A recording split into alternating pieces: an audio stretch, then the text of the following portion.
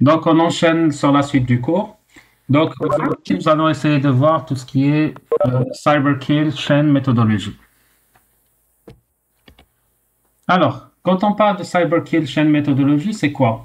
Alors, il faut savoir que le Cyberkill Chain, c'est tout simplement un moyen qui est assez efficace et assez efficient pour essayer d'illustrer comment est-ce qu'un adversaire peut attaquer une organisation cible. Donc, en d'autres termes, c'est une chaîne qui met en évidence les différentes phases d'attaque.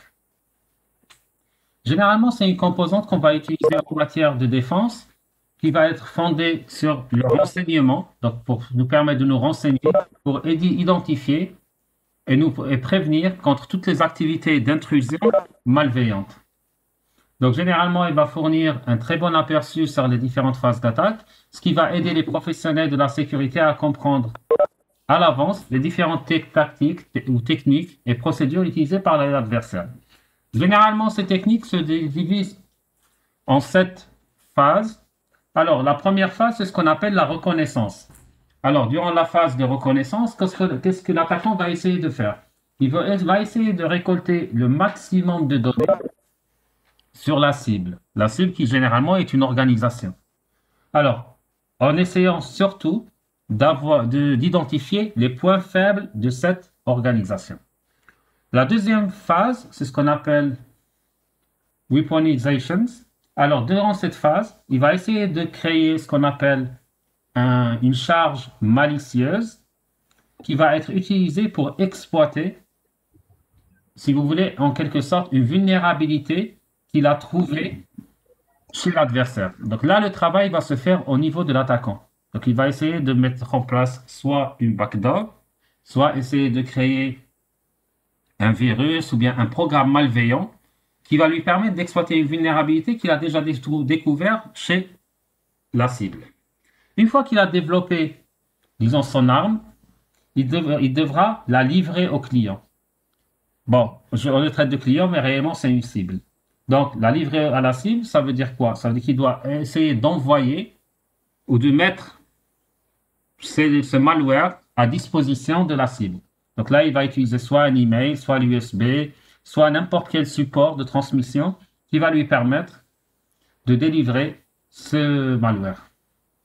Une fois le malware installé chez le client, on arrive à la phase numéro 4, qui est la phase d'exploitation, durant laquelle il est question d'exploiter la vulnérabilité en exécutant le code sur le système du client, de la victime plutôt.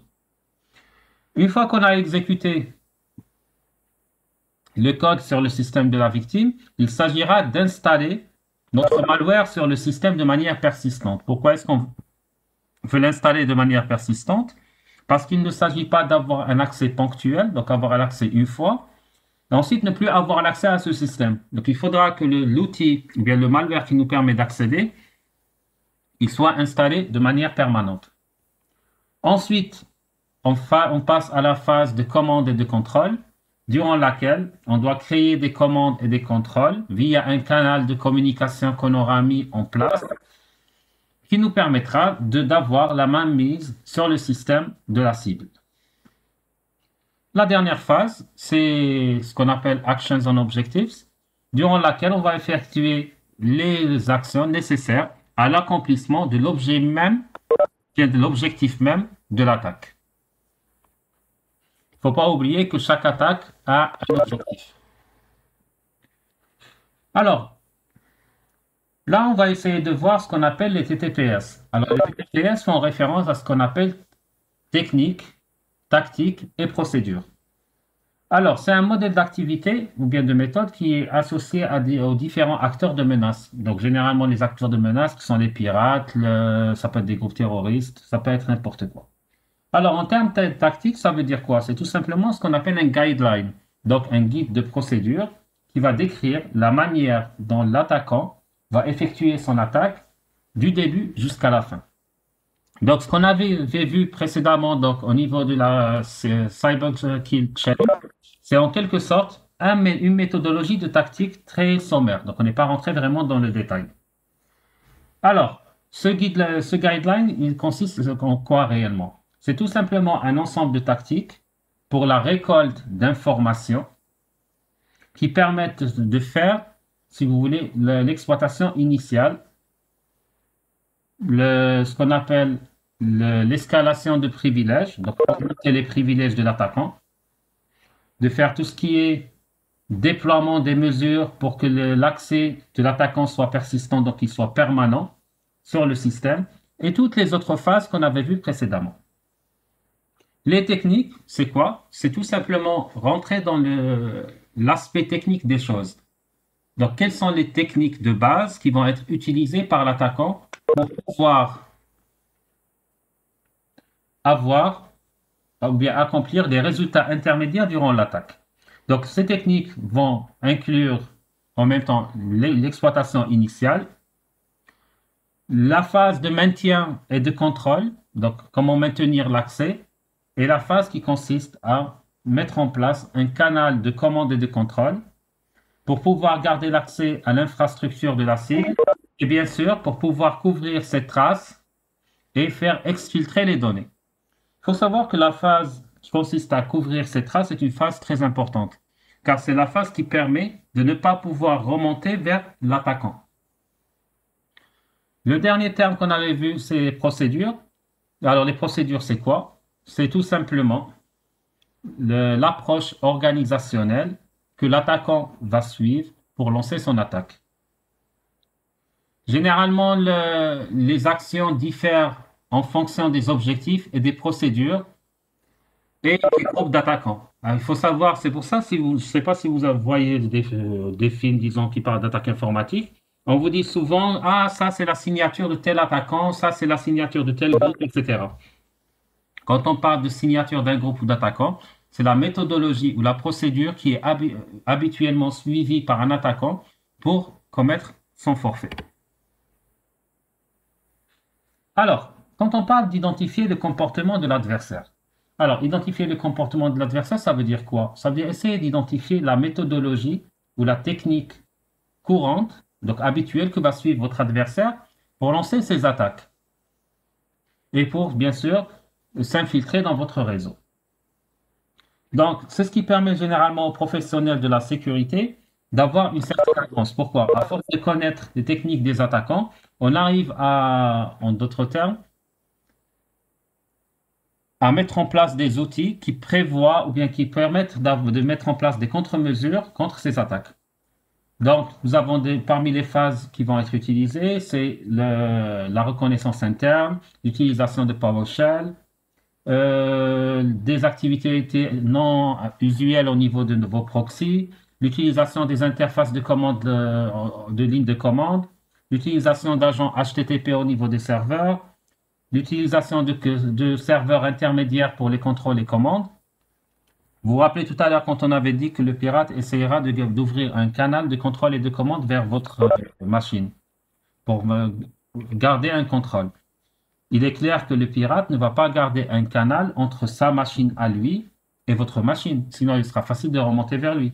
Il va passer par ce qu'on appelle des serveurs intermédiaires. Donc ça va être des nœuds proxy qui sont réparpillés un peu partout sur Internet, par lesquels il va transiter pour vous empêcher de remonter vers lui. Il y aura aussi l'utilisation du web shell et l'utilisation de ce qu'on appelle le tunneling DNS. Alors, généralement, quand une machine est compromise, bon, une machine compromise, vous l'avez bien compris, c'est une machine qui a été attaquée. Ah, au fait, n'hésitez pas à m'arrêter si vous ne comprenez pas quelque chose ou si vous avez des questions, d'accord? N'attendez pas à la fin du cours pour me dire, monsieur, j'ai pas compris la première diapo du cours.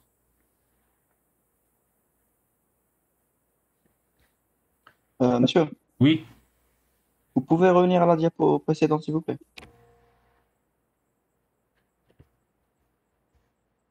oui. Euh, est-ce que ces neuf étapes sont toujours obligatoires ou... Elles ne sont pas toujours obligatoires, non. Là, c'est un aperçu des étapes. Certains attaquants peuvent ne pas utiliser les étapes, hein. Ils peuvent, ça, ce n'est pas réellement des étapes, c'est des techniques à ce niveau-là. Les étapes, on les a vues dans la diapo précédente. Attendez. Deux secondes. Alors, les étapes, c'était beaucoup plus à ce niveau-là qu'on les a vues. Voilà les étapes. Or, là, c'est des techniques qui peuvent être utilisées. Ok, monsieur, je vois. D'accord? Alors, où est-ce qu'on Oui, était? monsieur. D'accord. Alors, donc on disait que les systèmes compromis ne sont pas forcément compromis de la même manière. Ils ne sont pas compromis au même degré. Donc, généralement, on utilise des indicateurs qu'on appelle des IOCS, en d'autres, appelés aussi indicateurs de compromission. Ces indicateurs de compromission, ça va être des petits indices, des artefacts. C'est comme ce qu'utilise généralement un médecin légiste dans ses autopsies. C'est exactement la même chose. C'est ce qu'on appelle des données médico-légales qu'on peut retrouver sur le réseau ou bien sur le système d'exploitation d'une organisation qui se fait attaquer et qui peuvent nous indiquer qu'une intrusion a pu avoir lieu ou bien qu'une activité malveillante a eu lieu sur l'infrastructure de l'organisation. Bon, cette année, vous ne verrez pas en détail les IOCS. Normalement, vous les verrez en partie pendant le S2 et vous les verrez aussi l'année prochaine dans un module Forensics. Alors, il faut savoir que les IOCS ne sont pas des renseignements proprement dits. Ce n'est pas une donnée que vous allez trouver, par exemple, sur votre réseau pour vous dire, ah tiens, il y a eu une attaque. Certes, ils agissent comme étant une source de données fiable, mais c'est des indicateurs qui, grâce à eux, on va trouver ce qu'on appelle des anomalies de fonctionnement. Donc, on va trouver des comportements déviants. Un comportement déviant, c'est quoi? C'est un comportement qui ne correspond pas à un comportement normal du réseau ou bien de votre système, qui peuvent nous indiquer qu'il y a eu réellement une cybermenace qui a été utilisée sur tel ou tel système ou réseau et qui peuvent nous indiquer aussi l'évolution dans le temps de la cybermenace. Monsieur, Oui, c'est ce qui est utilisé dans les IDS. entre autres. D'accord. Alors, il faut savoir que quand on parle de catégories d'indicateurs de compromission, nous avons plusieurs catégories principales. Nous avons ce qu'on appelle les indicateurs mail, nous avons les indicateurs réseau, nous avons les indicateurs basés host et nous avons les indicateurs comportementaux. Les indicateurs comportementaux, généralement, c'est ce qui est utilisé dans les IDS, comme m'a dit votre camarade Manal. Alors, si on parle des indicateurs comportementaux, c'est des indicateurs qui sont utilisés pour identifier un comportement bien spécifique, qui est relatif à une activité malicieuse bien définie. À titre d'exemple, si je parle par exemple d'une attaque par déni de service, je sais que l'attaque de déni de service, voilà comment elle se comporte. Donc, au niveau de mon IDS, il connaît le comportement d'un déni de service. Donc, dès qu'il voit un comportement qui ressemble à un déni de service, il va donner une alerte. Attention, il y a une attaque de déni de service qui va avoir lieu.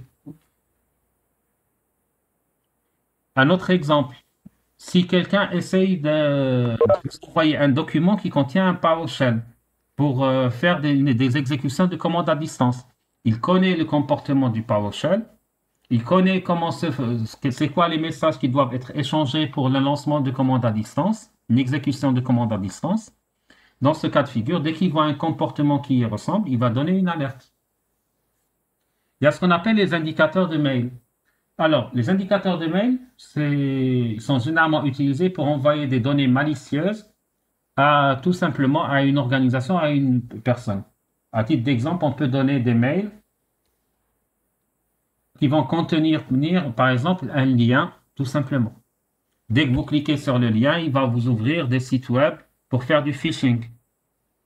Donc, un phishing, c'est quoi? C'est des sites web qui ressemblent à des sites web réels et qui vont permettre de vous voler vos informations. Nous avons aussi les indicateurs réseau. Alors, les indicateurs réseau, généralement, ils sont très, très utiles pour tout ce qui est contrôle et commande. Vous vous rappelez, tout à l'heure, on avait dit que l'attaquant va ouvrir un canal de contrôle et commande pour contrôler à distance votre machine. Les indicateurs réseau aussi sont efficaces contre tout ce qui est malware delivery. Vous vous rappelez la phase où on avait dit que l'attaquant doit mettre en place un malware, il doit le développer pour exploiter une vulnérabilité qu'il a identifiée sur votre système, mais ensuite il va devoir vous envoyer ce malware. il va vous l'envoyer soit par mail, soit par USB, ou etc., etc. Donc, on peut citer comme exemple, certaines adresses IP sont réputées pour être des adresses diffuseurs de malware. Je ne sais pas si vous avez eu déjà l'expérience quand vous naviguez sur votre navigateur web. À un moment donné, le navigateur web vous dit, attention, ce site représente un risque, il est répertorié comme étant un site web malicieux. Mais comment est-ce qu'il sait que c'est un site web malicieux? Tout simplement parce que l'URL du site web a été répertorié par les indicateurs de compromission comme étant un URL qui envoie du contenu,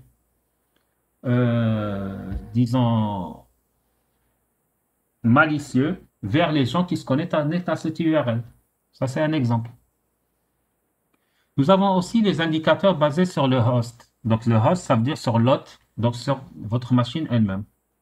Alors, généralement, c'est des indicateurs qui sont fournis en effectuant des analyses sur les systèmes infectés.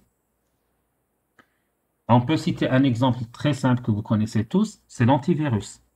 Généralement, vos antivirus aussi utilisent ce type d'indicateur parce que pourquoi? Ils vont faire des analyses, ils vont analyser de manière périodique votre système d'exploitation, votre machine. Et comment est-ce qu'ils vont pouvoir savoir s'il y a un virus sur votre machine ou bien un malware?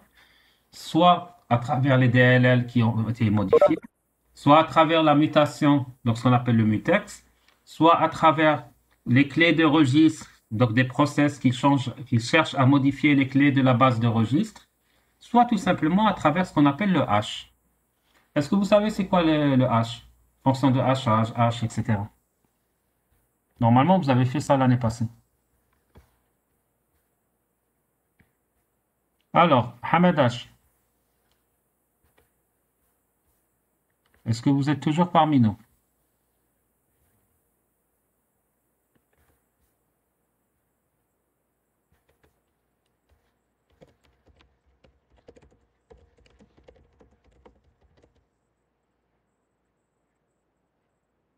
Eh bien, il ne répond pas. Alors, Ben Abdullah, toujours là?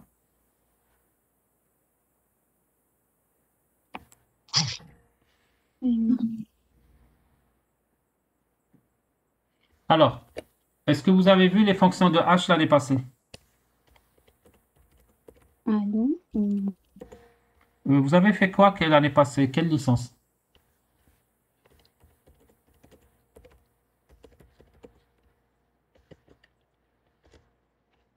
Ben Abdullah, vous étiez en quelle licence?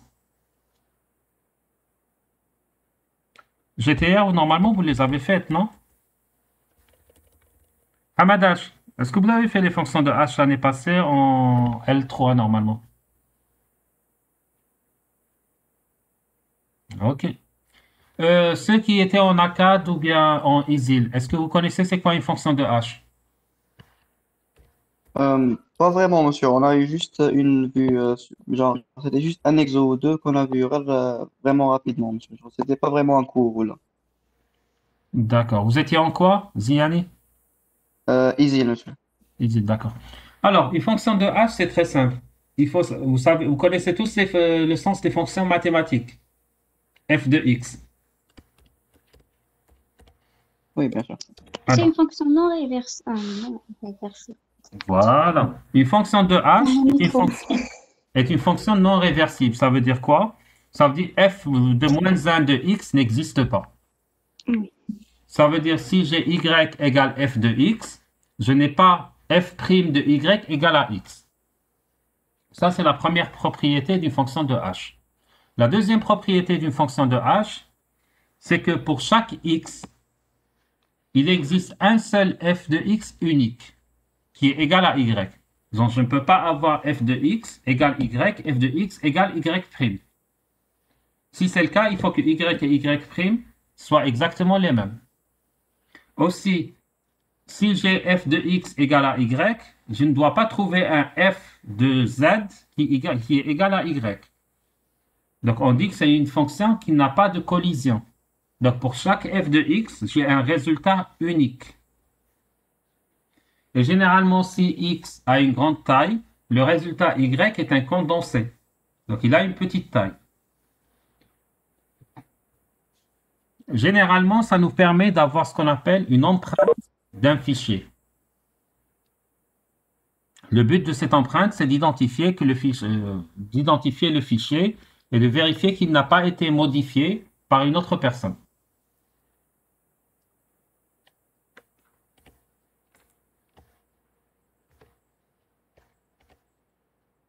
Alors, C'est vérifier l'intégrité en quelque sorte. voilà, c'est vérifier qu'il n'a pas été modifié. Alors, qui peut me dire c'est quoi le hacking?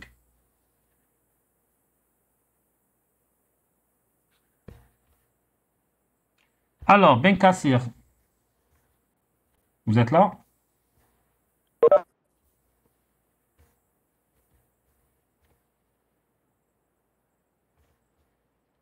Mademoiselle Ben Kassir. C'est quoi le piratage? C'est quoi le hacking? Vous pouvez écrire. Monsieur, c'est pas avoir un accès non autorisé aux ressources, bien aux données en quelque sorte. En quelque sorte. Oui. Alors, ah oui, je viens de me rappeler. Vous vous rappelez ce que je vous ai dit pendant le premier cours? Je vous avais dit que celui qui fait de la sécurité, c'est quelqu'un qui doit être toujours informé de ce qui se passe autour de lui.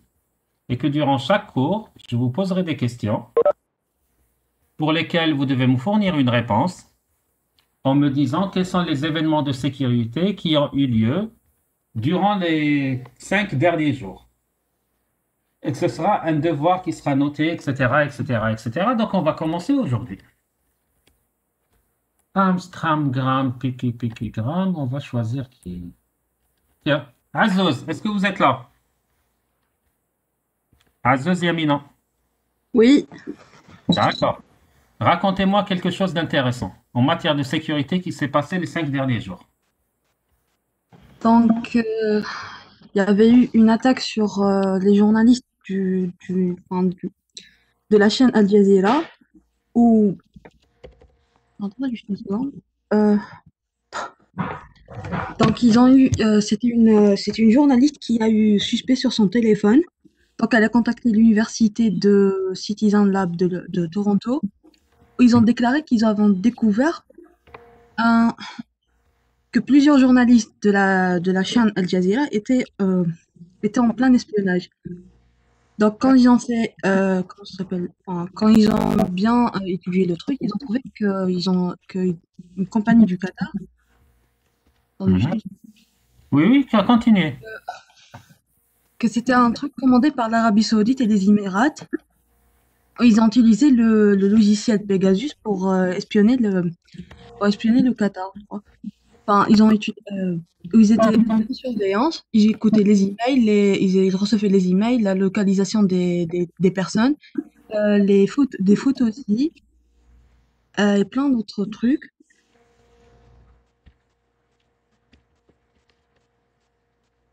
Enfin, juste voilà. Ok, parfait.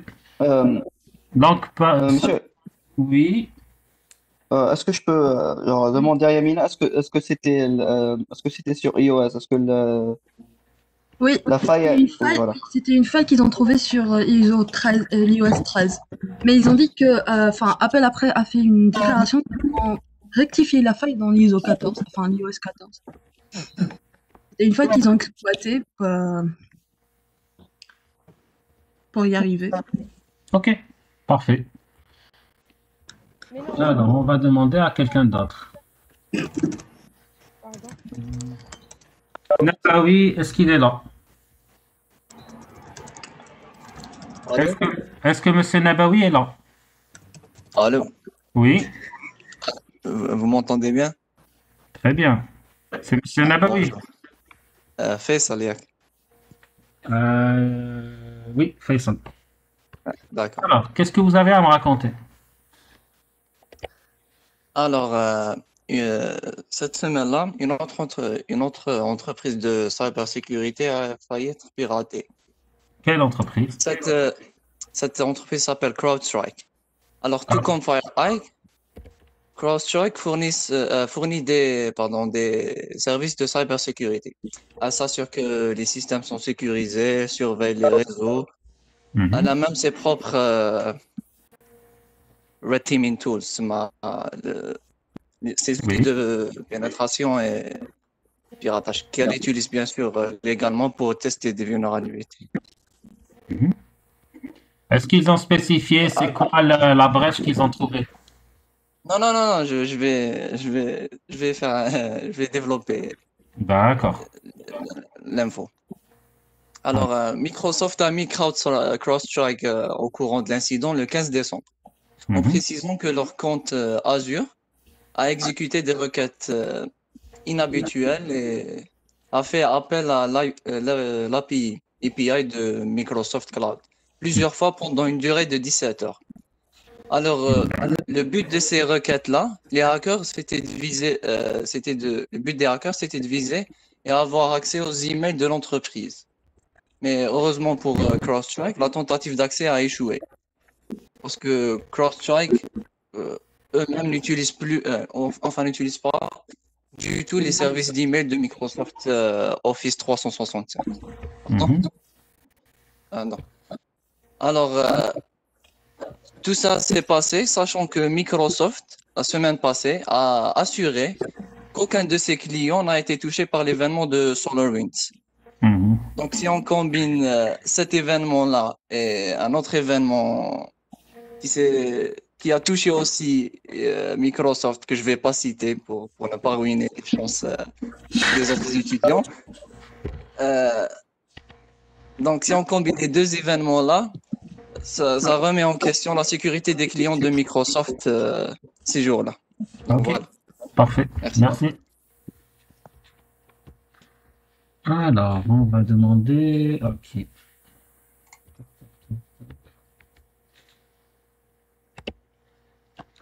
Alors, Zian Mohamed Riyad. Ziani plutôt. Oui, monsieur. Donc, C'est moi. récemment, non? Je vous ai dit c'est à moi de vous écouter. Ah oui, désolé. Donc, récemment, il y avait une attaque un peu plus, genre qui a duré un peu beaucoup, genre qui a duré vraiment longtemps. C'était au Vietnam. Au Vietnam, ils avaient des serveurs qui étaient supposés hoster des données sensibles euh, des hôpitaux vietnamiens. Euh, donc, plusieurs informations sur plusieurs clients, plusieurs maladies, etc. Euh, et, et genre, le truc, c'est qu'il n'était pas vraiment protégé contre les. Genre, il n'était pas vraiment. Il n'y avait pas de mot de passe, et il n'y avait pas de. Genre, c'était ouvert à tout le monde. Donc, il a pas été bien sécurisé. Et un hacker, a réussi à avoir un accès facile à ce serveur et donc propager ces données. Et ce qui fait que plusieurs scammers ont utilisé ces données pour, cibler ces victimes et leur donner, par exemple, des emails de phishing. Par exemple, voici votre nom, votre maladie, veuillez cliquer sur ce lien pour, je sais pas. Donc, pour récolter des paiements illicites. Ça s'est passé comme ça. L'attaque dont vous parlez s'est déroulée en novembre, non? Non, pas vraiment. Je l'ai lu, j'ai lu que c'est arrivé le 24 décembre. Non, l'article que vous avez lu, peut-être qu'il date du 24 décembre, mais l'attaque, elle date de novembre 2020. Ah, non, j'ai pas vraiment. J'ai cru que c'était le 24. Ben oui. Sinon, j'ai une autre information si ça vous intéresse. Ben, allez-y. Bon, il y a aussi récemment des fraudes sur WhatsApp et d'autres plateformes. C'est des fraudes c'est par rapport au vaccin du coronavirus. Donc, ils essayent d'envoyer des faux emails ou des faux messages concernant les news sur le coronavirus. Donc, plusieurs gens, par exemple, genre, je crois le rappeler. Ok, C'est du phishing comme le premier. ok, merci.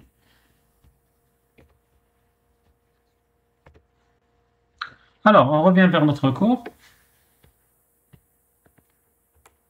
Donc, on disait, tout à l'heure, votre camarade avait parlé un peu du hacking. Tounsi, c'est quoi le hacking? Monsieur Abdelkader Tounsi. Alors, qu'est-ce que j'ai... Ben Ranoun. Bonjour. Oui, bonjour. Le hacking, à mon avis, c'est des attaques euh, euh,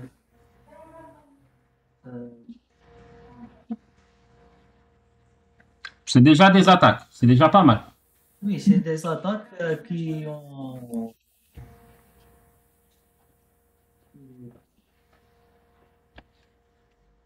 Allez, on va continuer. Alors, généralement, quand on vous parle de hacking, c'est quoi? Alors, on vous dit, c'est des... on essaie de parler d'exploitation de vulnérabilité d'un système. Alors, on va déjà commencer par lire la première phrase. On vous dit, le piratage fait référence à l'exploitation des vulnérabilités du système et à la compromission des contrôles de sécurité pour obtenir un accès non autorisé ou inapproprié aux ressources d'un système.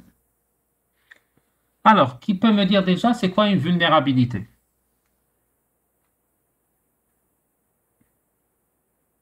Une faille, non? Ça peut être une faille, oui. C'est quoi une faille alors?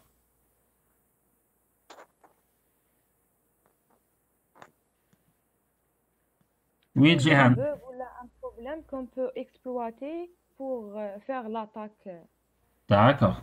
Alors, tout à fait d'accord avec vous. Alors, quand on parle d'exploiter une vulnérabilité, c'est quoi? C'est tout simplement une faille qui se trouve au niveau d'un système.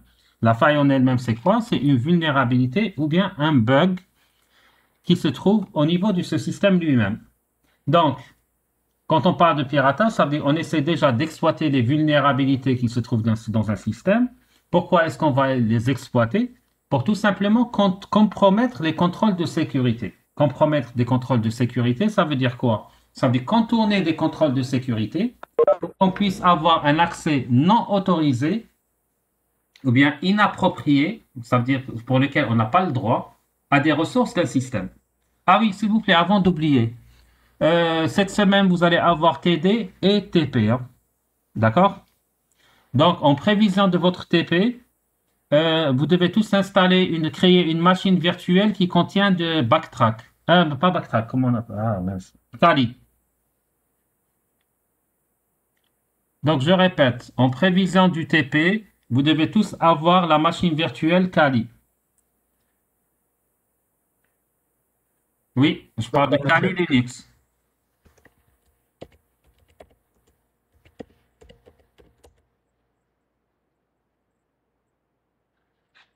Donc, quand on parle de hacking, on essaye de faire quoi? On essaye de modifier les fonctionnalités d'un système ou bien d'une application pour atteindre un objectif qui n'a pas été défini par le créateur initial de ce système. Donc, généralement, le piratage peut être utilisé soit pour voler de l'information, soit pour redistribuer de la propriété intellectuelle. Par exemple, tous les logiciels ou les jeux que vous téléchargez gratuitement qui sont payants, c'est une forme de piratage qui a été fait par d'autres personnes pour pouvoir vous les distribuer gratuitement. Et généralement, le piratage dans toutes ses formes va entraîner des pertes commerciales et financières à la personne piratée. Donc, entre autres, hein, financières et commerciales. Alors, qu'est-ce qu'un pirate? C'est qui les pirates généralement? Alors, Mademoiselle Larabi, qu'est-ce qu'un pirate? Est-ce que c'est un informaticien? C'est quelqu'un d'autre? L'Arabie une fois. L'Arabie deux fois. L'Arabie trois fois. Ah, elle a répondu. Alors, qu'est-ce qu'un pirate, l'Arabie?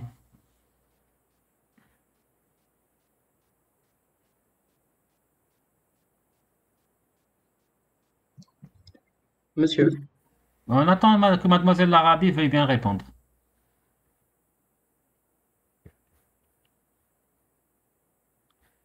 D'accord, oui. Celui qui a répondu, c'est qui déjà? oui, c'est moi, Vous êtes qui? Saoudi. Oui, Saoudi, allez-y. Ça peut être un informaticien comme ça peut être juste quelqu'un de curieux, qui, D'accord. Alors, effectivement, généralement, un pirate, ce n'est pas forcément un informaticien. Généralement, c'est des individus qui sont assez intelligents, qui ont de bonnes compétences en matière d'informatique et qui sont capables de créer des composants software ou hardware. Pourquoi est-ce qu'on parle de composants hardware? Parce qu'il n'y a pas que le piratage logiciel. Il y a aussi ce qu'on appelle le piratage matériel. Il y a des gens qui s'amusent à pirater des composants hardware. Un pirate, ce n'est pas forcément un informaticien. Beaucoup de pirates n'ont jamais fait d'informatique dans leur vie. Ils ne sont pas informaticiens, mais ils se sont intéressés au domaine de l'informatique. Donc, pour certains pirates, c'est une passion. Donc, c'est des gens qui sont passionnés par le domaine. Ils se lancent à eux-mêmes des défis pour voir combien de systèmes ils peuvent pirater. D'autres veulent tout simplement acquérir des connaissances, donc pour améliorer leur niveau en matière de sécurité. Et d'autres, tout simplement, veulent faire du sondage et faire des choses illégales. Donc, voler de l'information, pirater, dépoter pour casser des systèmes ou autres. Certains pirates ont des intentions malveillantes. Par exemple, ce qu'on vient de dire, tout ce qui est vol, de cartes de crédit, vol de numéro de sécurité sociale, de mots de passe, ou d'autres données très sensibles. Il faut savoir, quand on parle de pirates, il y a 8 catégories de pirates qui sont répertoriées. On va commencer par ce qu'on appelle les black hats, donc les chapeaux noirs.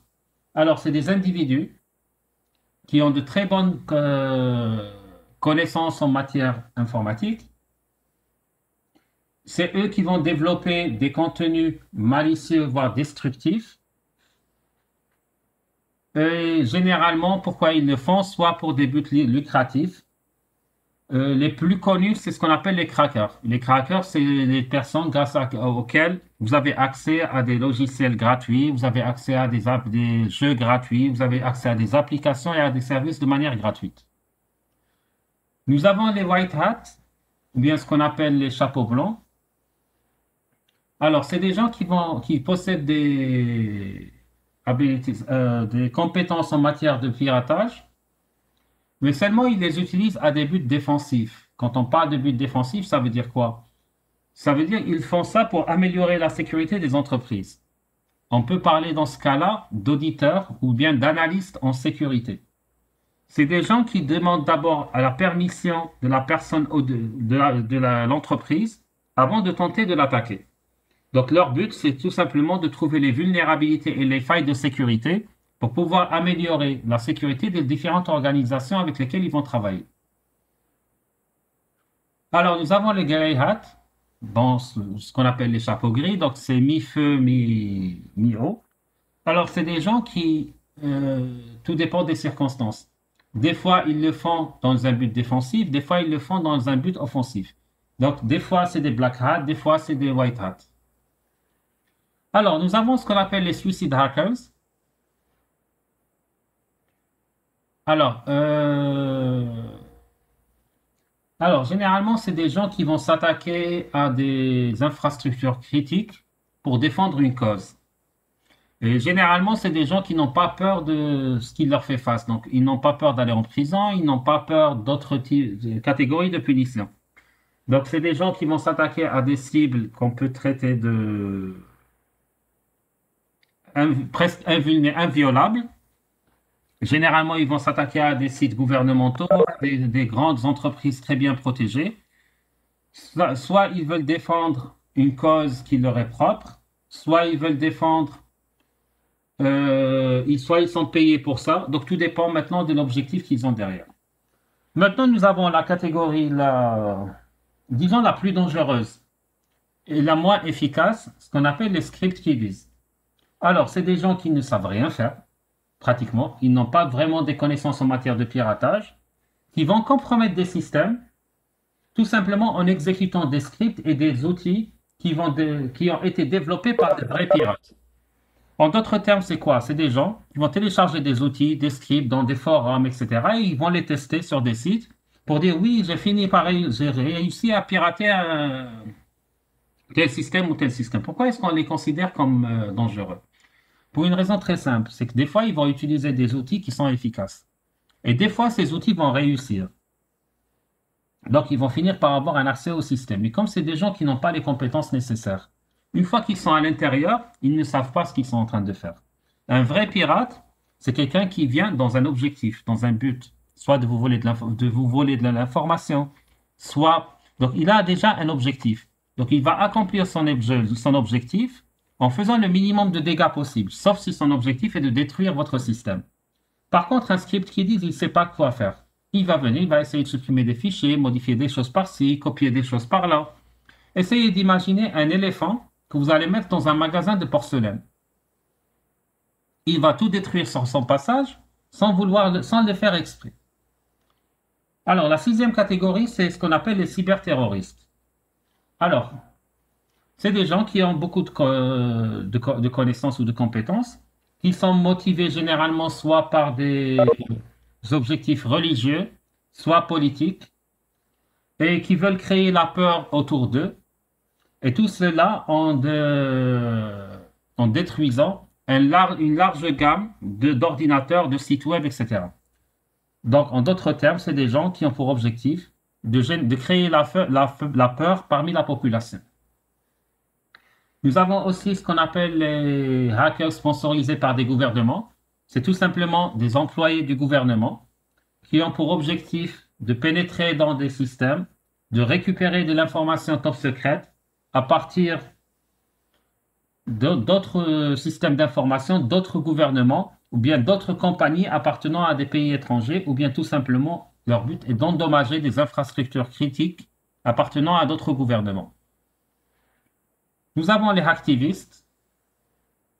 Tout simplement, c'est des individus qui sont là pour promouvoir des agendas politiques en piratant ou bien en faisant un défacement de site web. Défacement de site web veut dire tout simplement en modifiant le contenu du site web, en affichant des slogans politiques sur ces sites web, ou bien en affichant des slogans qui défendent une cause donnée. Est-ce que c'est clair pour tout le monde pour les catégories? Alors, on va poser la question à Monsieur Brahma. Est-ce que vous êtes là?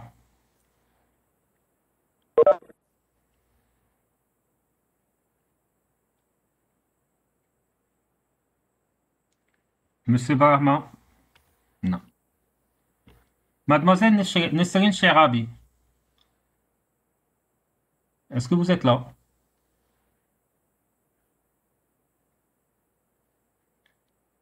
Alors, Nesrine, si vous devez vous classer vous-même dans l'une de ces 8 catégories, dans quelle catégorie vous allez vous classer?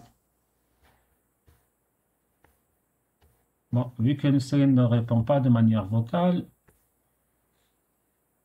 Alors, vous allez vous classer dans laquelle des 8 catégories?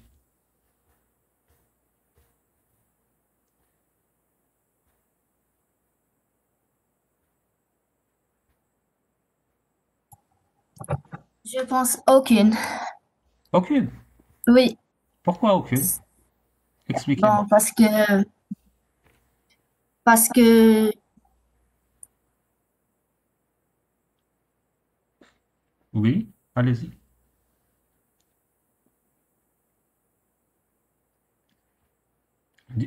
Parce que vous n'avez jamais piraté quelqu'un de votre vie. D'accord. Et dans le futur, vous projetez être dans laquelle des 8 catégories?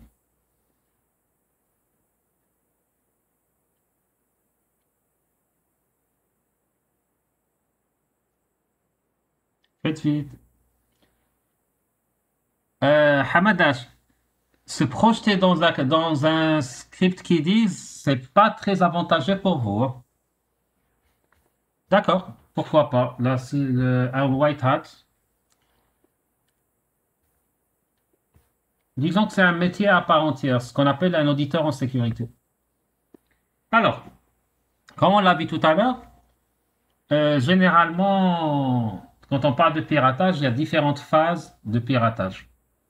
Alors, comme on l'avait vu dans le Cyber Kill Chain tout à l'heure, la première phase de piratage qui doit être faite, c'est la reconnaissance passive ou active.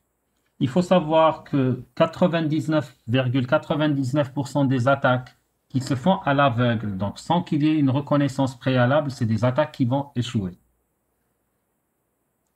On doit connaître son adversaire. Vous ne pouvez pas attaquer quelqu'un que vous ne connaissez pas, dont vous ne connaissez pas les points forts ni les points faibles, dont vous ne connaissez pas les systèmes, etc. Une fois que vous avez fait votre reconnaissance passive ou active, vous pouvez passer vers la phase qu'on appelle de scan, donc la phase de pré-attaque. Donc là, vous allez scanner les réseaux et les ports de votre adversaire. Une fois que vous l'avez scanné, donc vous connaissez ce qu'il a comme réseau, ce qu'il a comme OS, ce qu'il a comme applicatif, ce qu'il a comme serveur, vous allez pouvoir obtenir l'accès, maintenir l'accès et à la fin, vous devez supprimer vos traces pour qu'on ne puisse pas d'abord détecter que vous êtes venu et surtout qu'on ne puisse pas remonter vers vous. Il y a Ziani qui pose la question suivante, mais la reconnaissance peut être compromise, ce qui fait tout échouer. Effectivement, dans la phase de reconnaissance, on peut vous détecter. Mais seulement ça ne fera pas échouer tout votre processus. Pour une raison très simple. Dites-vous que les processus de reconnaissance, qu'ils soient actifs ou passifs, les entreprises en subissent des centaines par jour. Et ces processus de reconnaissance ne vont pas tous aboutir à une attaque. Des fois, pourquoi ils ne vont pas aboutir à des attaques? Il faut savoir qu'actuellement sur Internet, on a plein de robots ou de spiders qui font de la reconnaissance. Ce n'est pas des robots qui refont la reconnaissance pour attaquer, mais ils font de la reconnaissance pour construire des bases de connaissances sur Internet. Donc là, votre reconnaissance peut être confondue avec celle d'une reconnaissance automatisée, tout comme on peut la détecter et dire il y a quelqu'un qui essaie de faire de la reconnaissance et ça se limite à ça. Maintenant, si votre reconnaissance elle est intrusive et qu'elle est persistante, là on peut vous détecter et vous blacklister. Mais là, bien sûr, même pour la reconnaissance, il y a des techniques qu'on peut faire pour rendre notre reconnaissance invisible, qu'on verra dans les chapitres prochains. Alors, la reconnaissance, c'est quoi? Alors, comme on l'avait dit, c'est la phase préparatoire durant laquelle l'attaquant va essayer de récolter toutes les données possibles sur la cible. Ces informations pourraient être votre futur point de retour. Pourquoi? Parce que c'est grâce à ces informations que vous allez décider, voilà par où je vais rentrer, voilà là les points d'accès à cette organisation. Pareil, à titre d'exemple, vous êtes en train de faire des reconnaissances sur une société qui s'appelle Sony. Alors, vous allez dire Sony, ils ont par exemple 17 sites web. Ils ont un site sur Alger où dans le site, il y a par exemple un Wi-Fi. Pourquoi? Parce que vous avez fait ce qu'on appelle du war driving. Donc, vous êtes parti avec une voiture, avec une antenne unidirectionnelle, et vous avez cherché les Wi-Fi actifs et vous avez trouvé un Wi-Fi actif accessible. Donc là, c'est des points de retour que vous êtes en train d'identifier par lesquels vous allez pouvoir éventuellement essayer d'attaquer cette cible. Il faut savoir aussi que la plage cible de reconnaissance peut inclure même les clients de votre cible. Ça veut dire quoi? Imaginons que je sais que ma cible, qui est la société Sony, a comme client, disons, la société Antarctica. Et Sony étant une multinationale, elle a créé un VPN qui permet à ses clients d'accéder à son réseau pour différentes raisons.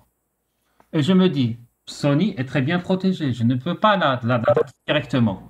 Pourquoi ne pas attaquer son client et à partir de son client, utiliser l'accès autorisé de son client pour entrer dans son réseau à elle?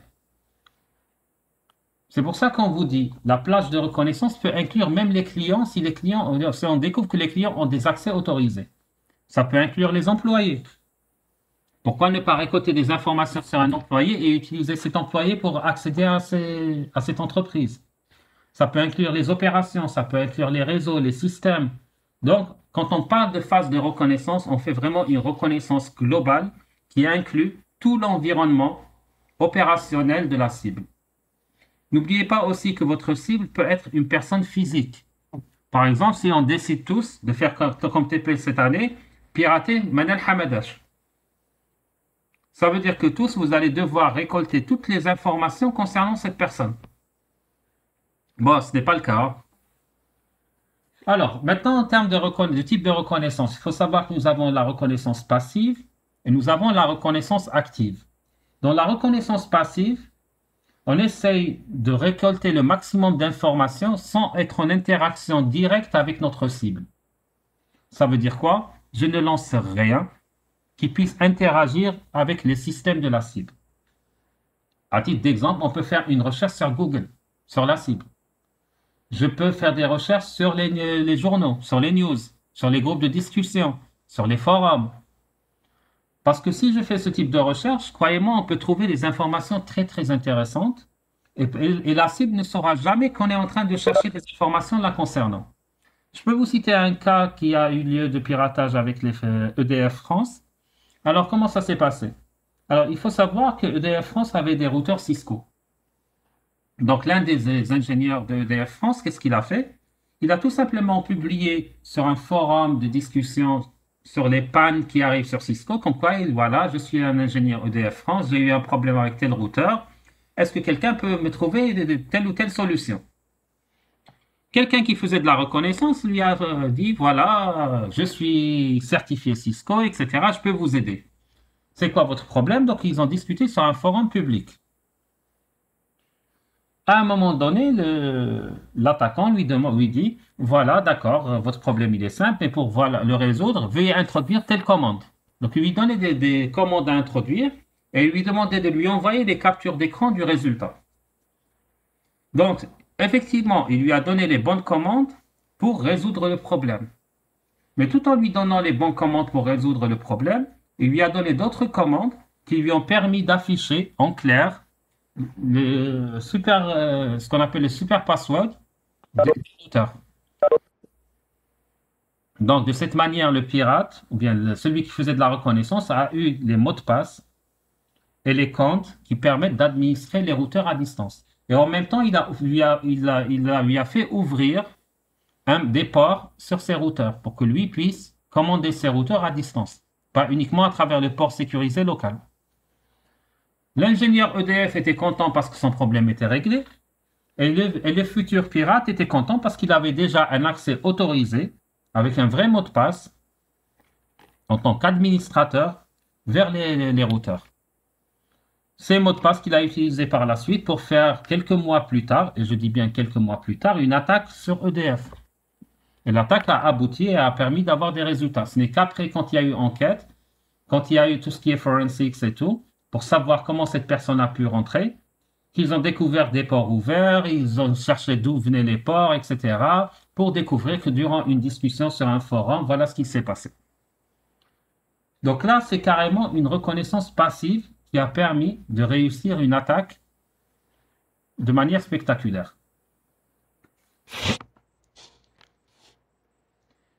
Alors, il y a aussi ce qu'on appelle la reconnaissance active. Donc, dans la reconnaissance active, ça implique une interaction directe avec la cible. Donc, qui dit interaction directe veut dire tout simplement, par exemple, par appel téléphonique. On essaie d'appeler le département technique. On essaie d'envoyer des requêtes vers les serveurs pour avoir de l'information. Donc là, c'est carrément une interaction avec les employés directement. Une fois qu'on a terminé la phase de reconnaissance, on arrive vers la phase de scan. Donc la phase de scan, il y a ce qu'on appelle la phase de pré-scanning. Donc là, c'est une phase qui fait partie de ce qu'on appelle la pré-attaque, où l'attaquant va scanner le réseau à la recherche d'informations spécifiques. Quel type d'informations qu'il a pu récolter durant la phase de reconnaissance. Donc, durant la phase de reconnaissance, il a eu certaines informations. Maintenant, il veut détailler plus l'information. C'est là qu'il va commencer à faire la phase de pré-scan. Une fois qu'il a fait sa phase de pré-attaque, il va commencer le scan de port. Donc là, il va scanner carrément les ports pour essayer d'avoir un mapping du réseau. Il va utiliser des outils de ping, par exemple, des scanners de vulnérabilité. Donc, tous les outils de scan qui peuvent être à sa disposition et qui vont lui permettre un scan à distance. Par la suite, il va faire ce qu'on appelle l'extraction de l'information. Et là, il va extraire de l'information à partir de ce qu'on appelle de live machines. Live machines, ça veut dire quoi? Ça veut dire des machines connectées. Il faut savoir qu'une live machine ne l'est pas forcément en permanence. Pourquoi? Imaginons que je suis en train de scanner la machine d'un utilisateur. L'utilisateur, quand il rentre chez lui, il va éteindre son PC. Donc maintenant, elle est présente. Peut-être que le soir, elle n'y sera pas. Et là, à partir de ces machines, on peut avoir les ports, les statuts des ports, les détails de l'OS, le type de device, quand est-ce que la machine elle est allumée, quand est-ce qu'elle est éteinte pour savoir quand est-ce que je peux lancer mes attaques, etc., etc. Aussi, il faut connaître une information importante, c'est que quand on fait ce type de scan, il ne faut pas se limiter de l'adresse IP. Il faut aussi récupérer l'adresse MAC. Pourquoi on récupère l'adresse MAC? Parce qu'imaginons que l'entreprise utilise des serveurs DHCP avec un byte assez réduit. Donc, si la machine elle est actuellement sur l'adresse 192.168.1.20, peut-être que demain, sur cette adresse, je trouverai une autre machine. Parce que le serveur DHCP a attribué ce byte à quelqu'un d'autre. Et que la machine aura une adresse complètement différente. Donc, le fait d'avoir l'adresse MAC de la machine permettra d'identifier les profils qui vont apparaître.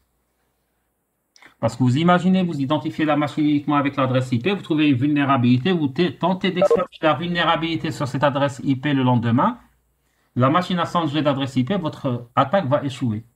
Elle n'a pas échoué parce qu'ils ont corrigé la vulnérabilité, mais ils ont échoué tout simplement à cause de la stupidité de l'attaquant qui n'a pas pris en considération le fait qu'un serveur DHCP est présent et qu'il aurait fallu identifier la machine avec son adresse MAC.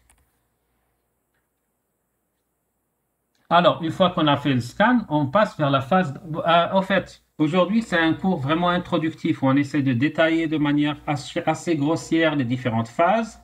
Mais à partir du prochain cours, on prendra... Chaque phase fera l'objet de un ou plusieurs cours. On verra en détail comment les choses doivent se faire. Alors, lors de la phase d'obtention de l'accès, donc là, l'obtention de l'accès fait référence à quoi? Au point à travers lequel l'attaquant va avoir l'accès vers le système d'exploitation ou vers l'application qu'il a ciblée. Donc, l'attaquant peut avoir un accès sur le donc soit sur un OS, soit sur une application, soit sur un niveau au niveau réseau. Pourquoi on parle de network levels? Parce que généralement, les réseaux sont segmentés. Si j'ai accès à un segment 1, je n'ai pas forcément accès à un segment 2 du réseau. Pour avoir accès au segment 2 du réseau, donc je dois refaire toutes les phases, donc recherche d'informations, scanning, ensuite l'obtention d'accès vers le segment 2.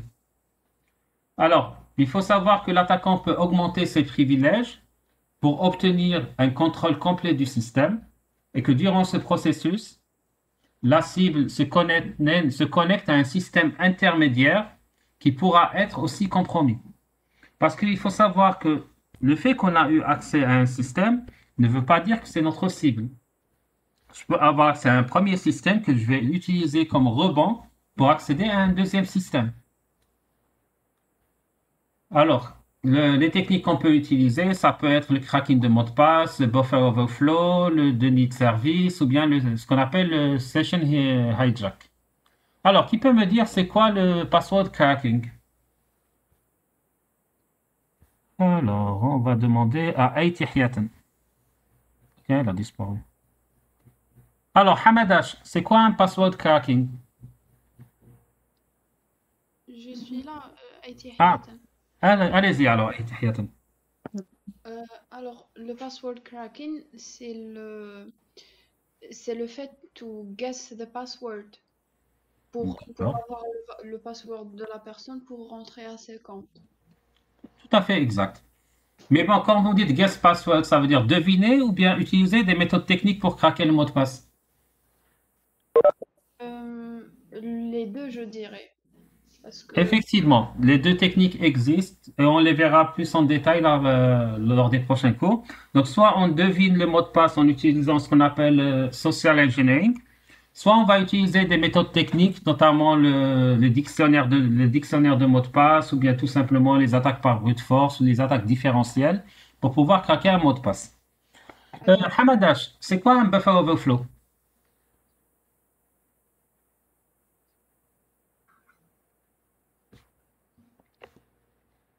Est-ce que vous avez une idée ou non?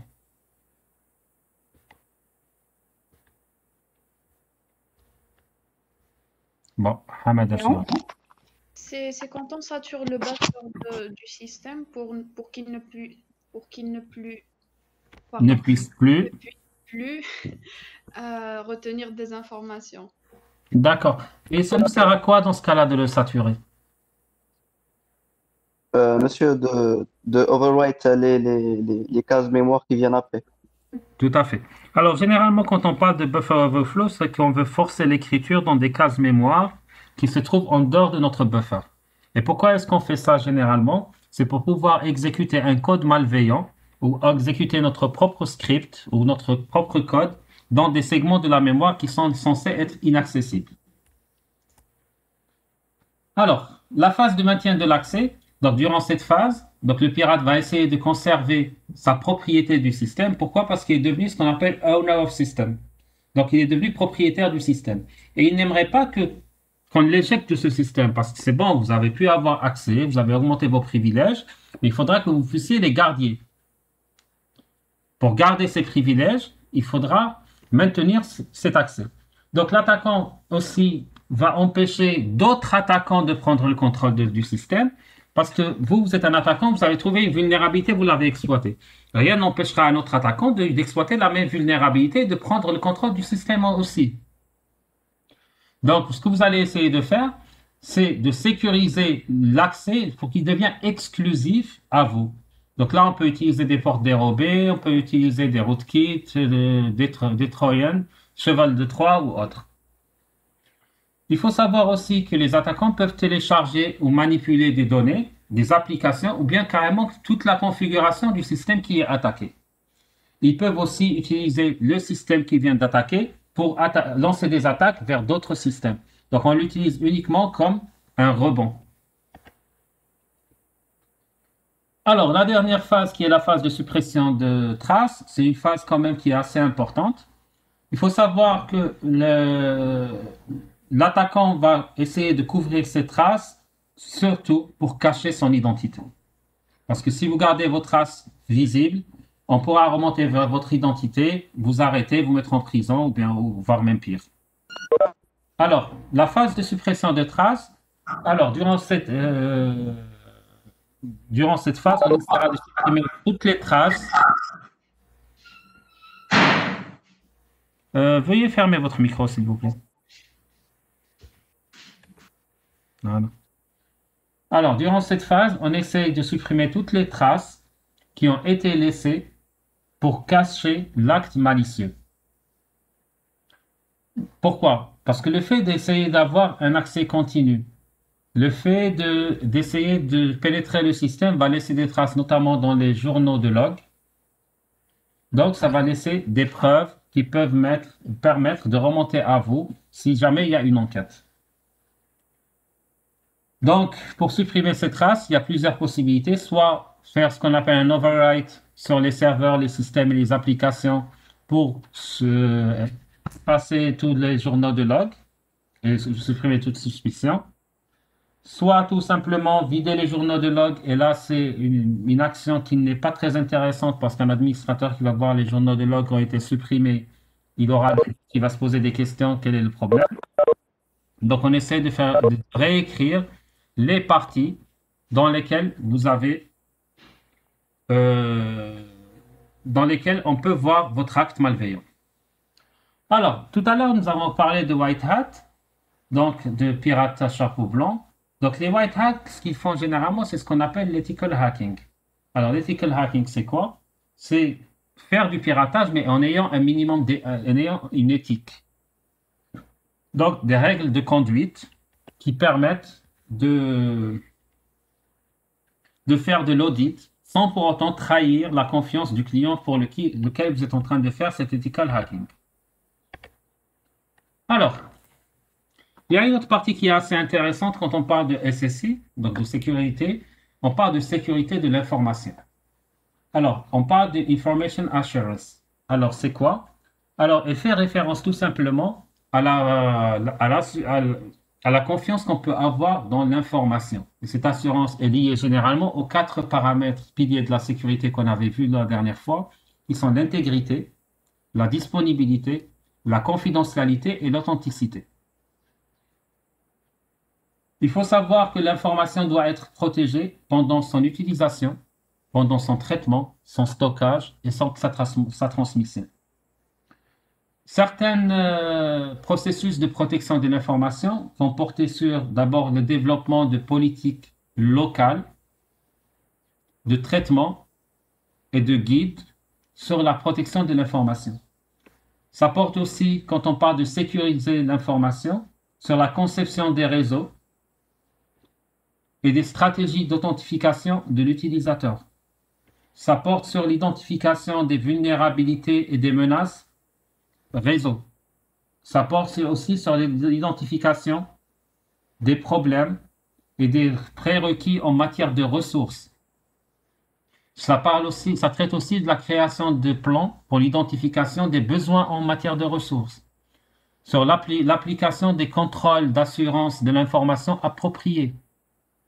Aussi, ça traite aussi du développement de certification et d'accréditation. Et là, on parle de certification des process métiers, d'utilisateurs et de l'accréditation d'utilisateurs aussi, en fonction des tâches qui leur sont fournies.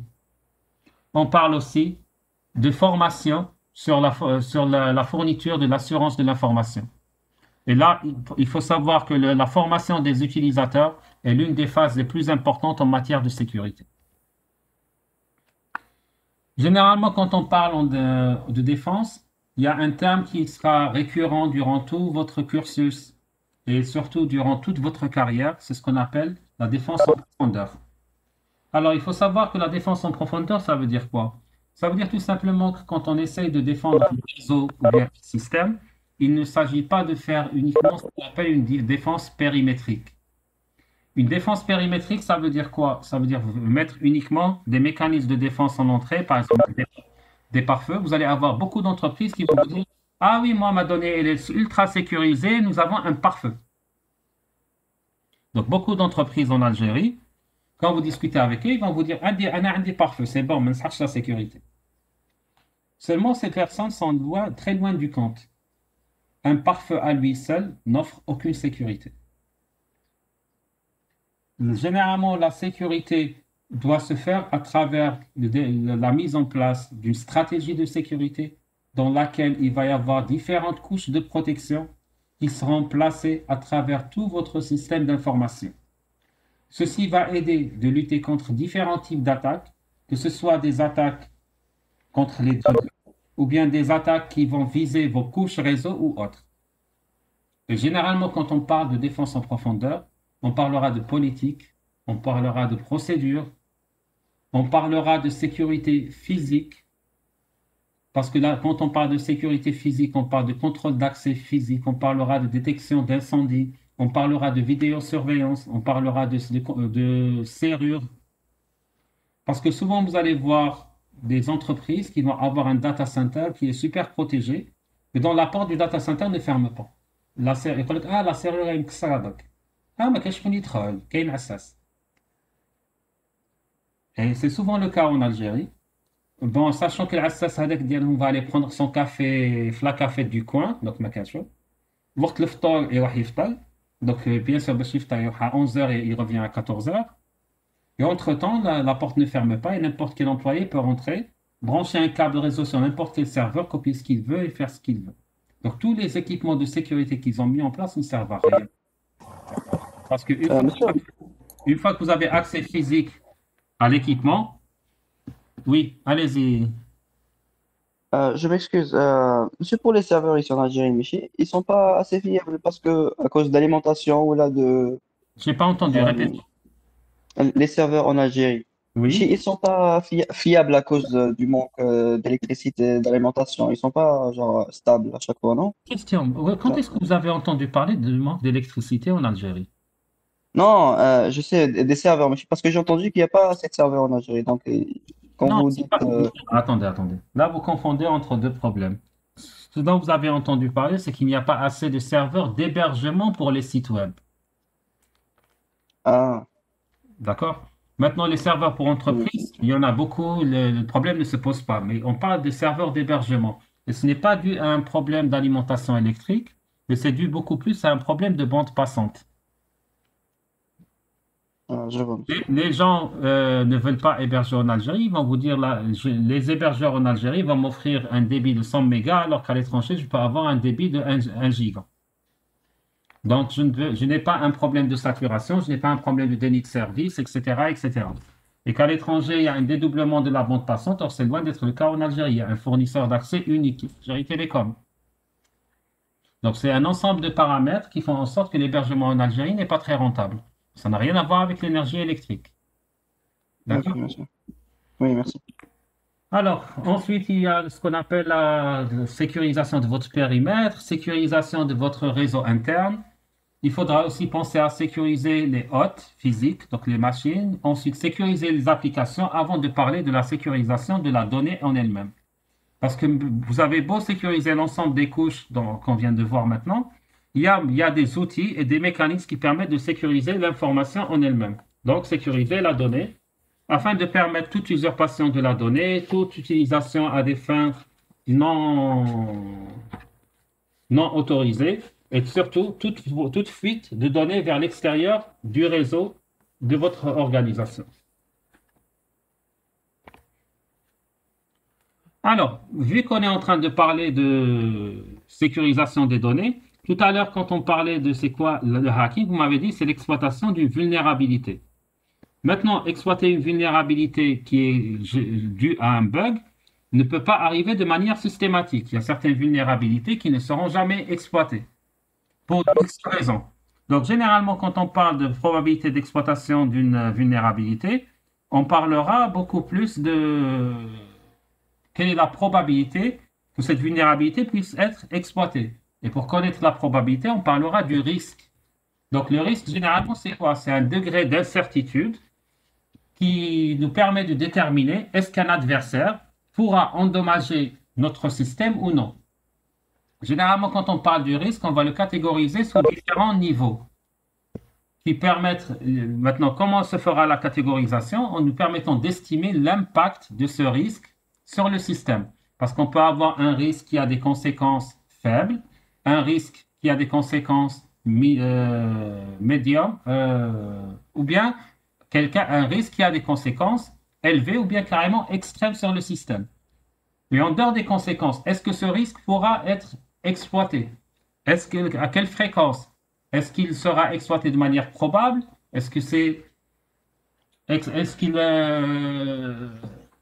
Quelle est la probabilité de cette exploitation? Et quelle est la conséquence et l'impact en matière de risque sur mon entreprise?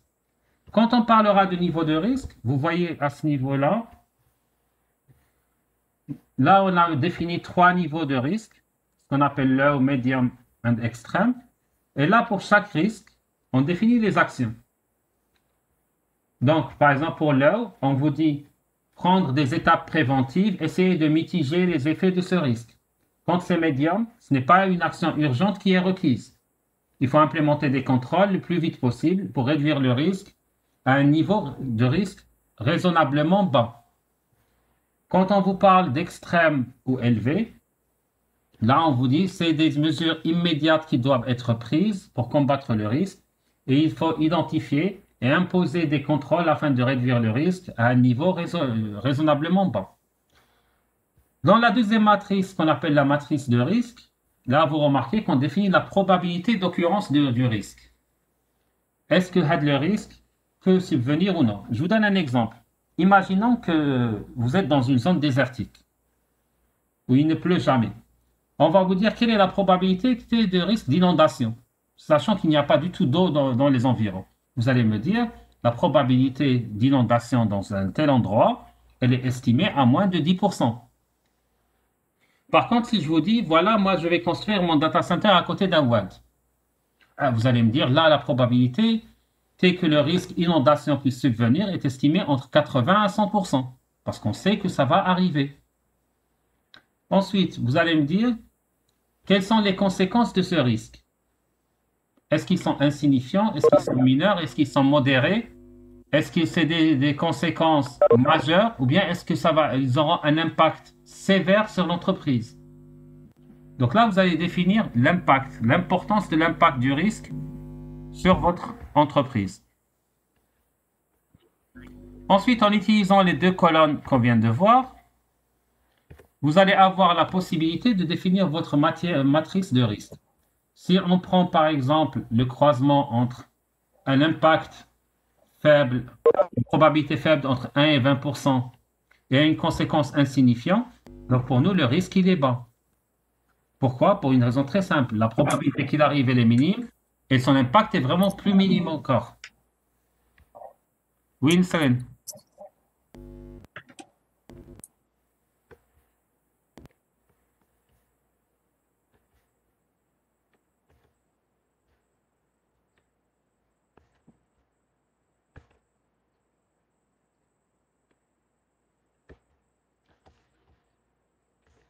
Est-ce que c'est clair pour la notion de risque? Monsieur, j'ai une question par rapport Oui. à ça.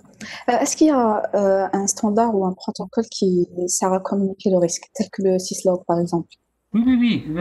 Attendez. En matière de risque, il faut savoir qu'il y a plusieurs techniques d'évaluation des risques.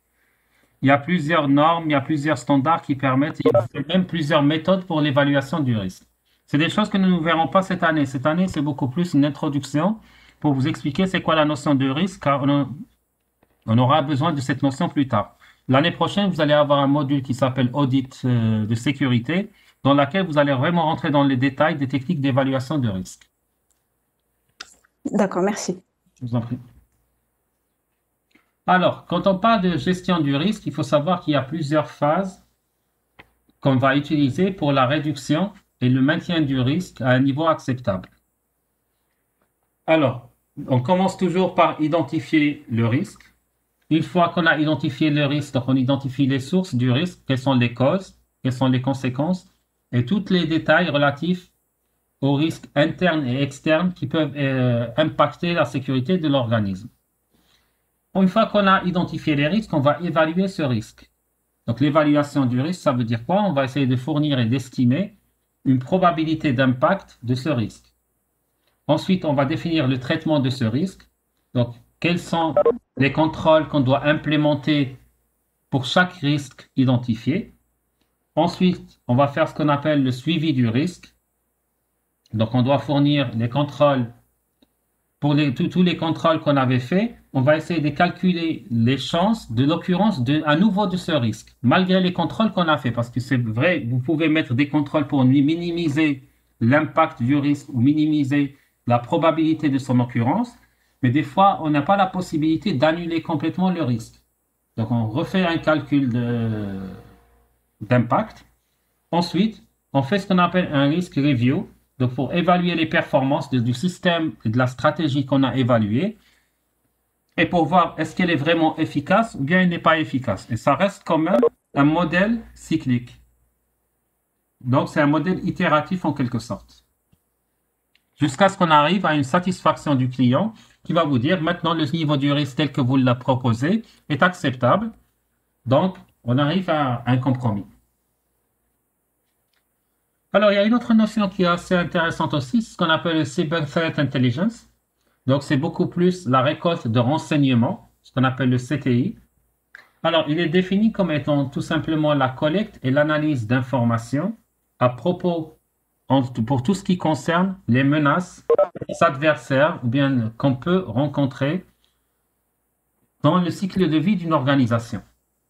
Donc, généralement, c'est un processus qui n'est pas mis en place par toutes les organisations. Donc, beaucoup d'entreprises ne s'intéressent pas à cet aspect des choses. Vous allez avoir uniquement des grandes multinationales ou bien des grandes entreprises qui ont un capital informationnel qui est très important et qui se connaissent sujets à des attaques de la part d'autres organisations avec des attaques, disons, conséquentes, qui vont mettre en place ce type de processus.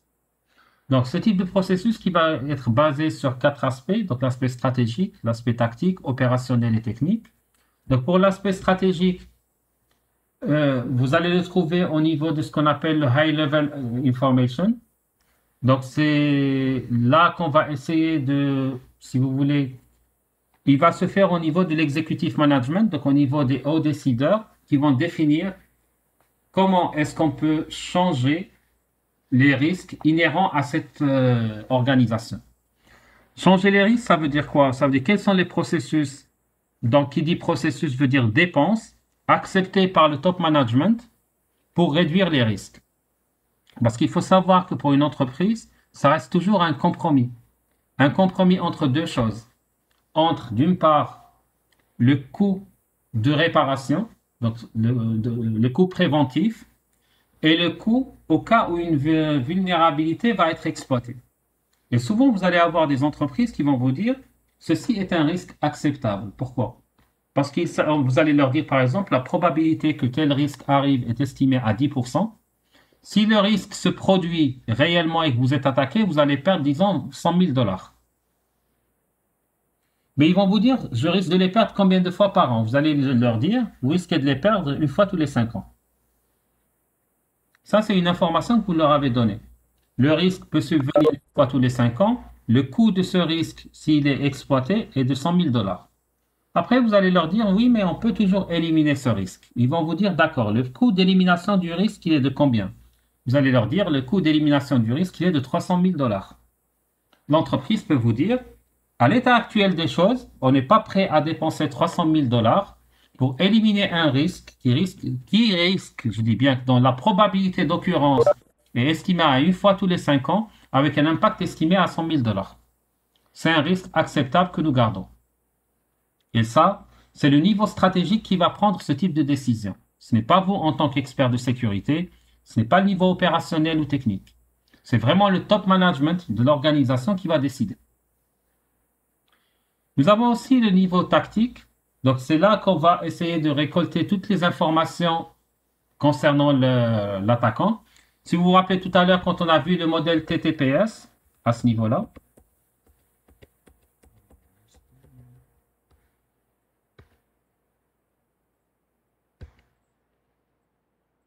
donc quand on a parlé de tactique, de technique et de procédure. Donc là, on avait vu que ça nous permettait de récolter toutes les informations relatives à l'attaquant et à l'approche qu'il va utiliser. Donc là, c'est quelque chose qui va se faire par les services IT et par les administrateurs et les SOC managers. Un SOC, c'est ce qu'on appelle Security Operations Center. Nous avons aussi le niveau opérationnel. Donc, ce qu'on avait vu maintenant, niveau stratégique et niveau tactique, c'est les niveaux qui vont intervenir à long terme. Donc, ce qui va être décidé à ce niveau-là, c'est des décisions qui vont durer dans le temps. Maintenant, ce qu'on appelle les décisions à usage à court terme ou bien à exécution immédiate, elles vont se faire soit au niveau opérationnel, soit au niveau technique. Donc, au niveau opérationnel, nous allons avoir tout ce qui est l'information spécifique aux attaques qui vont venir.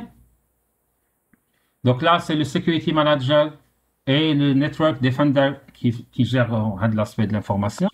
Au niveau technique, c'est les informations sur les indicateurs de compromission. Donc les indicateurs qu'on avait vus tout à l'heure. Et là, ça va être utilisé au niveau du SOC. Donc carrément, c'est le staff qui s'occupe de la sécurité de l'information. Est-ce que c'est clair pour le moment? Alors, si on veut modéliser les menaces, donc on vous dit il y a ce qu'on appelle le processus de modélisation des menaces. Alors, ça permet en quelque sorte d'évaluer, c'est une approche d'évaluation des menaces qui nous permet d'analyser la sécurité des applications, tout simplement en essayant d'analyser et de capturer toute l'information qui circule autour de la sphère informationnelle que nous possédons. Donc, notre processus de modélisation des menaces est composé de 5 phases. D'abord, on identifie nos objectifs de sécurité. Qu'est-ce qu'on veut protéger? Combien d'efforts on va fournir pour les différentes étapes de sécurisation.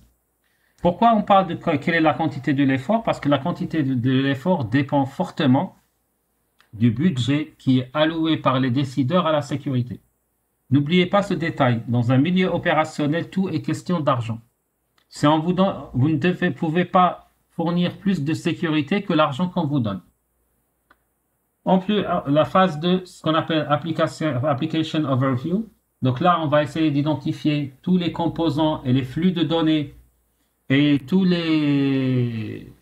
le périmètre à sécuriser.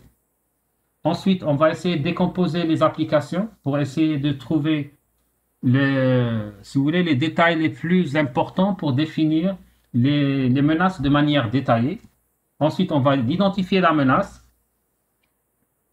On va essayer d'identifier les menaces qui vont apparaître à partir de nos scénarios de contrôle, parce que nous avons déjà des scénarios de contrôle qui sont mis en place. Et essayer d'extraire l'information à partir des étapes 2 et 3. Et pour finir, on atteint l'identification de la vulnérabilité. Donc, on essaiera d'identifier les vulnérabilités et les faiblesses relatives aux menaces qui ont été fournies en utilisant ce qu'on appelle un processus de catégorisation des vulnérabilités. Donc, on va essayer de catégoriser nos vulnérabilités comme on l'avait vu dans les diapos précédents. Est-ce que vous avez des questions? Bon, je sais que le cours d'aujourd'hui est beaucoup trop théorique. L'idée du cours d'aujourd'hui, c'était de vous donner vraiment toutes les notions globales, génériques, autour de tout ce qui se passe dans la sphère sécurité. Comme ça, vous connaissez tous les mots techniques qu'on sera amené à utiliser tout au long du semestre. Mais à partir du prochain cours, ça va être vraiment des cours purement techniques, où on rentrera dans chacune des phases, on verra en détail comment les choses doivent se faire. N'oubliez pas, vous allez avoir TD et TP cette semaine. Si vous n'avez pas de questions, on arrête là pour aujourd'hui. Pardon, monsieur.